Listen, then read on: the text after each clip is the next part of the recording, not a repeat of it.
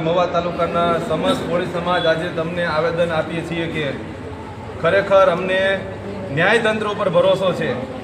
અમારી જે માંગણી છે કે નવનીતભાઈ ઉપર જે અત્યાચાર થયો છે એમાં મુખ્ય આરોપી જે છે માયાભાઈના દીકરા જયરાજભાઈ, એમનું નામ આની અંદર જલ્દી આવે અને અમને સમાજને ન્યાય મળે એવું અમારો મહુવા તાલુકાના તમામ કોળી સમાજના આગેવાનોને બધાની વિનંતી છે।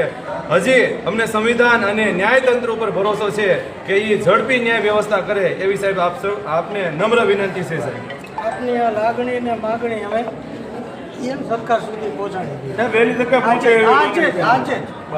આજે જ પહોંચી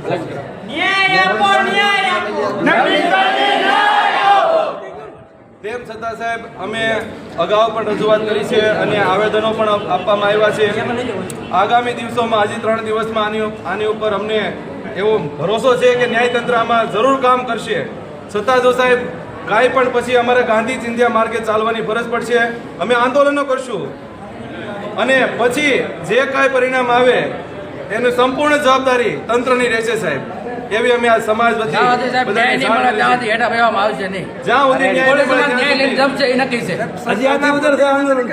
રજૂઆત છે કે તાત્કાલિક તમે સરકારમાં અમારી રજૂઆત કરો અને ખરેખર તમે રજૂઆત કરો, ખરેખર જે આમાં ગુનેગારો છે એને સામેલ કરો છે।